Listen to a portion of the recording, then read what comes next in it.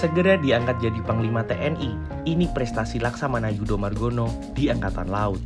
Ketua DPR Republik Indonesia, Puan Maharani, telah mengumumkan nama calon Panglima TNI yang baru yang akan bertugas menggantikan Jenderal Andika Perkasa yang segera memasuki masa pensiunnya.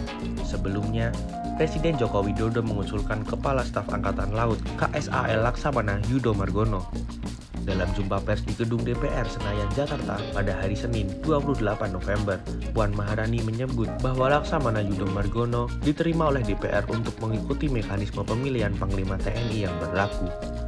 Yudho Margono juga telah menjalani uji kelayakan dan kepatutan atau Fit and Proper Test di Komisi 1 DPR pada Jumat 2 Desember. Segera menggantikan Jenderal Andika Perkasa dan menjadi Panglima TNI yang baru. Lantas, seperti apakah prestasi dari Yudho yang ia torehkan bersama TNI AL? Simak informasi lengkapnya berikut ini.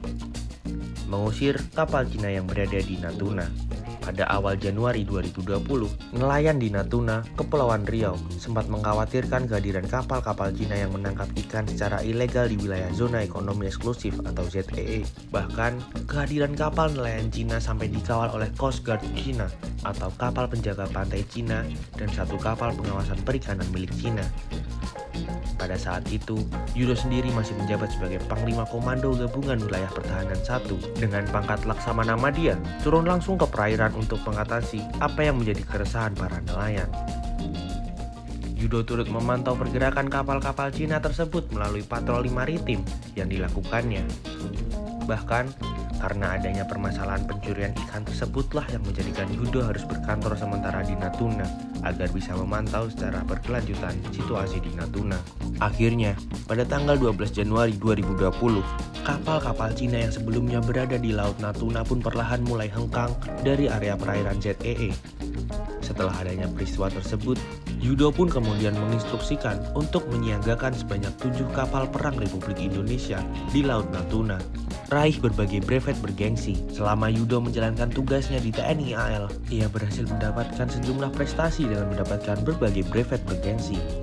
Diketahui, brevet tersebut meliputi brevet atas air, brevet selam TNI AL, brevet kavaleri marinir kelas 1, brevet hiu kencana, dan brevet kopaska.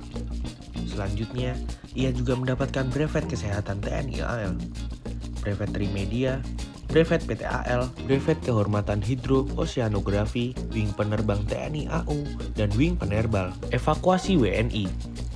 Setelah adanya peristiwa pencurian ikan yang dilakukan oleh kapal Cina di Laut Natuna selesai, Yudho langsung mengalihkan perhatiannya menuju Kepulauan Sebaru, Kepulauan Seribu, Jakarta.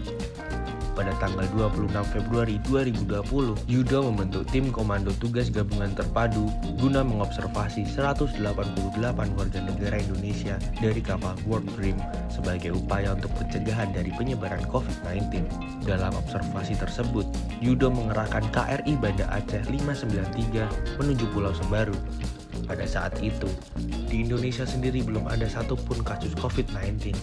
Namun, langkah observasi tersebut merupakan upaya mitigasi untuk mencegah munculnya kasus COVID-19 dari WNI yang melakukan perjalanan dari luar negeri.